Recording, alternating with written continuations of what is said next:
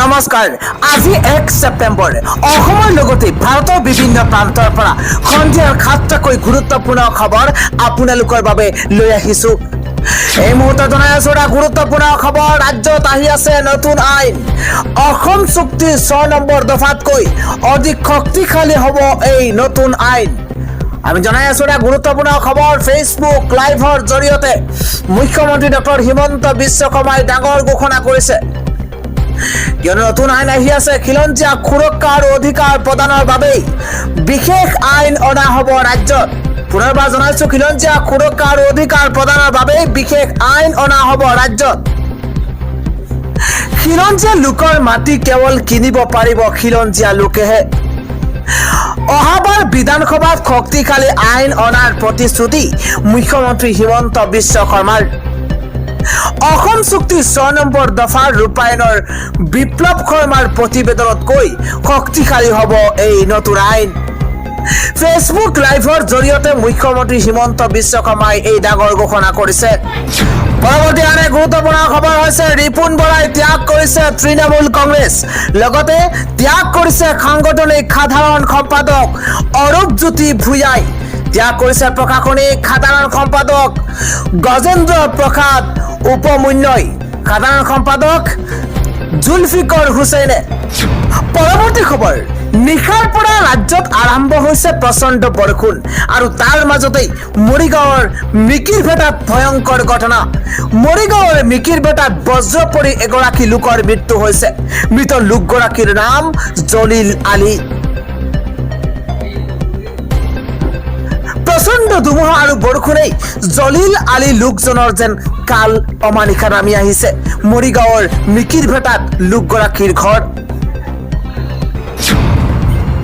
পৰৱৰ্তী খবৰ সাৱধান হৈ থাকক আজি নিশা কিয়নো অসমত আসনা ঘূৰ্ণী বতাহে আজি নিশা ভয়ংকৰ ৰূপ ধাৰণ কৰিব নিশালৈ কত চলাব সন্ত্ৰাস আমি লৈ আহিছো বিশেষ খবৰ অসম তথা উত্তৰ পূবত ঘূৰ্ণী বতাহ আসনাই আজি নিশা কাল ৰূপ ধাৰণ কৰাৰ সম্ভাৱনা ইতিমধ্যে পুৱতি নিশাৰ পৰা আসনাৰ প্ৰভাৱ গুৱাহাটীৰ লগতে পাৰ্শ্বৱৰ্তী অঞ্চলত যথেষ্ট প্ৰভাৱ পৰা পৰিলক্ষিত হৈছে সমগ্ৰ ৰাজ্যতেই আজি নিশালৈ আসনা ঘূৰ্ণী বতাহে সন্ত্ৰাস চলোৱাৰ সম্ভাৱনা প্ৰকট হৈ উঠিছে আজি নিশালৈ ৰাজ্যত হ'ব পাৰে ভয়াৱহ পৰিস্থিতি সাৱধান হওক সতৰ্ক হওক যদি বিশেষ কাম নাথাকে তেন্তে বাহিৰলৈ আপুনি আজি নিশা ওলাই নাযাব কিয়নো 250 কিলোমিটাৰ গতিবেগেৰে গুজৰাটত সন্ত্ৰাস চলাইছে ঘূৰ্ণী বতাহ আসনাই 80 বছৰ পিছত দেশত খুন্দা মাৰিছে মহাপ্ৰলয়ে আৰু ইতিমধ্যে গুজৰাটৰ উপকূলীয় অঞ্চলত সন্ত্ৰাস চলাইছে আসনাই আৰু আজি নিশা যিকোনো সময়তে ভয়ংকৰ ৰূপ ধাৰণ কৰিব পাৰে ঘূৰ্ণী বতাহ আসনাই চুবুৰীয়া ৰাষ্ট্ৰ বাংলাদেশতো হাহাকাৰ পৰিৱেশৰ সূচনা হৈছে ইফালে ঘূৰ্ণী বতাহ আসনাৰ প্ৰভাৱত ভয়ংকৰ ৰূপ লৈছে বান পৰিস্থিতিয়ে পৰৱৰ্তী খবৰ মাজুলীত মাটি কিনি বহি আছে মুখ্যমন্ত্ৰী হিমন্ত বিশ্ব শৰ্মাৰ পত্নী ৰিণিকী ভূঞা শৰ্মাই মাজুলীত মুখ্যমন্ত্ৰী ডক্টৰ হিমন্ত বিশ্ব শৰ্মাৰ পত্নী ৰিণিকী ভূঞা শৰ্মাৰ নামত আছে 18 বিঘা 4 কঠা 14 লেচা মাটি কেৱল ৰিণিকী ভূঞা শৰ্মাৰ নহয় মুখ্যমন্ত্ৰীৰ পুত্ৰ নন্দিল বিশ্ব শৰ্মাৰ নামতো আছে মাজুলীত মাটি বাহিৰা মানুহৰ ভূমি ক্ৰয় নিষিদ্ধ হ'বলগীয়া মাজুলীত আগতীয়াকৈ মুখ্যমন্ত্ৰীৰ পত্নী আৰু পুত্ৰৰ ভূমি ক্ৰয় কৰাৰ তথ্য এতিয়া পোহৰলৈ আহিছে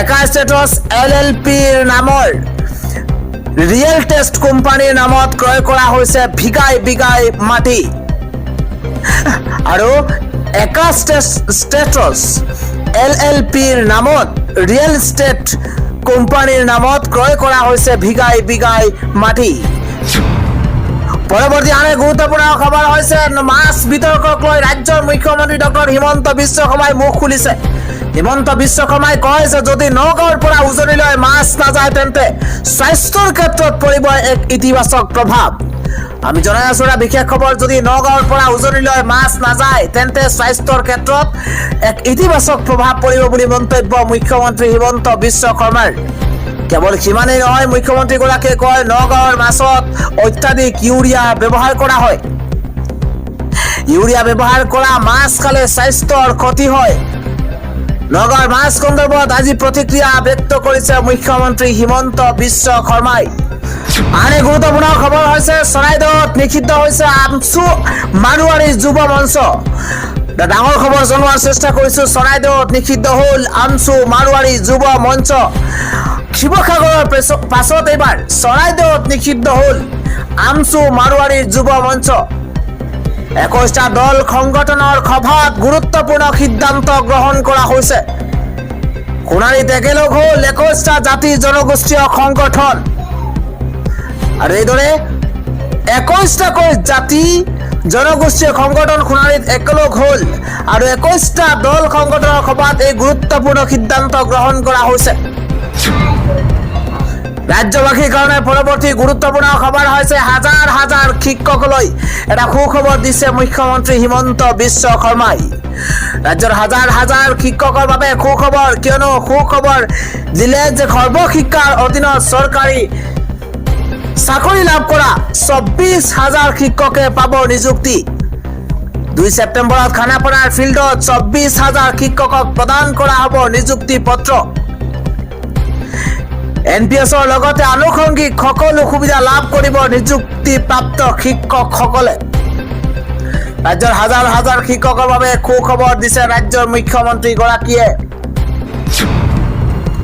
পৰৱৰ্তী খবৰ, সাজু হৈ পৰিছে প্ৰশাসনৰ বুলডোজাৰ।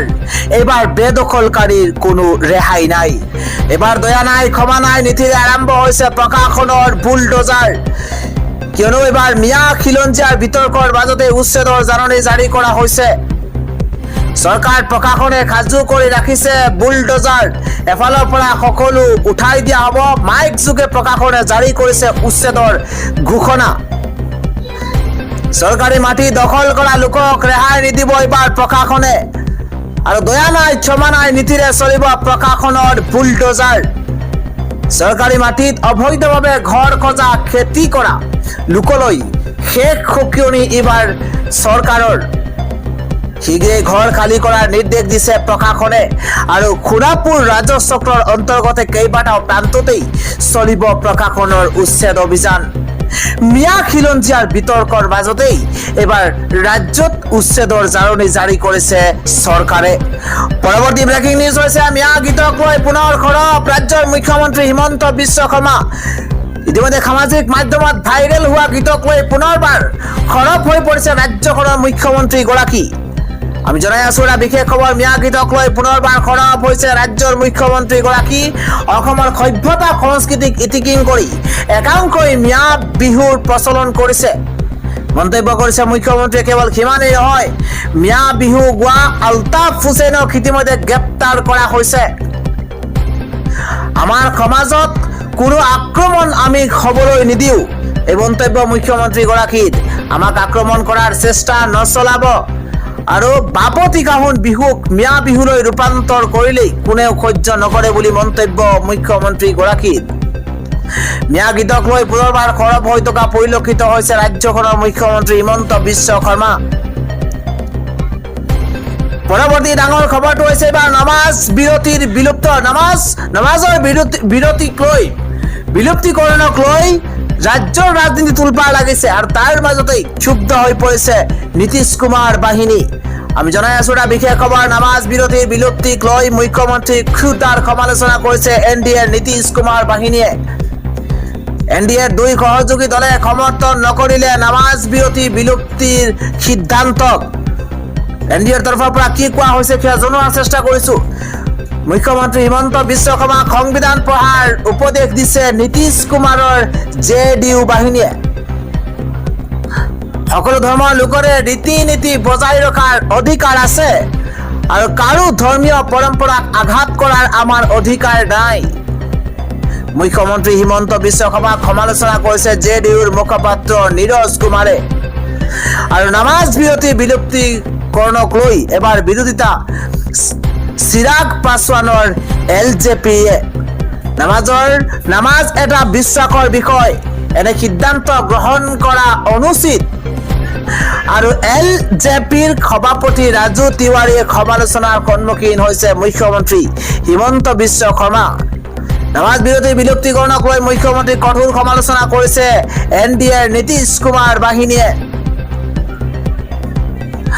আকৌ বৃদ্ধি পাইছে গেছৰ দাম। এইবাৰ প্ৰতিটো চিলিণ্ডাৰত 39 টকাকৈ মূল্য বৃদ্ধি হৈছে। আগষ্টৰ পাছত এইবাৰ ছেপ্টেম্বৰ আজি আৰম্ভ হৈছে। পুনৰ বৃদ্ধি পাইছে ৰন্ধন গেছৰ চিলিণ্ডাৰৰ দাম। বাণিজ্যিক চিলিণ্ডাৰ গেছত 39 টকাকৈ বৃদ্ধি পাইছে। আজিৰ পৰা 19 কেজি বাণিজ্যিক চিলিণ্ডাৰৰ বাবেই 1,651.50 টকা খৰচ কৰিবলগীয়া হৈছে। ৰেষ্টুৰেণ্ট হোটেলকে ধৰি বিভিন্ন ক্ষেত্ৰত বাণিজ্যিক গেছ চিলিণ্ডাৰ ব্যৱহাৰ কৰা হৈছে, কিন্তু ঘৰতে ৰন্ধা বঢ়াৰ বাবেই ব্যৱহাৰ কৰা 14 কেজি চিলিণ্ডাৰ এলপিজি গেছৰ মূল্য অপৰিৱৰ্তিত হৈ আছে। 14 কেজি গেছ চিলিণ্ডাৰৰ মূল্য 829 টকা। ইয়াৰ পূৰ্বে 1 আগষ্টত কোম্পানীসমূহে নতুন দিল্লী, মুম্বাই, কলকাতা, চেন্নাইৰ দৰে মেট্ৰ' চহৰকে ধৰি সমগ্ৰ দেশতে 19 কেজি চিলিণ্ডাৰৰ বাবে 8.50 টকা বৃদ্ধিৰ কথা ঘোষণা কৰিছিল, কিন্তু জুলাই মাহত প্ৰতি চিলিণ্ডাৰৰ মূল্য 30 টকা হ্ৰাস পায়। আন্তঃৰাষ্ট্ৰীয় বজাৰত তেলৰ মূল্য উঠানমাৰ লগতেই দেশত পেট্ৰলিয়াম সামগ্ৰীৰ মূল্য বৃদ্ধি আৰু হ্ৰাস পায়। আৰ তাৰ উপৰ ভিত্তি কৰে প্ৰতি মাহৰ 1 তাৰিখে গ্যাসেৰ মূল্য নিৰ্ধাৰণ কৰা হয়।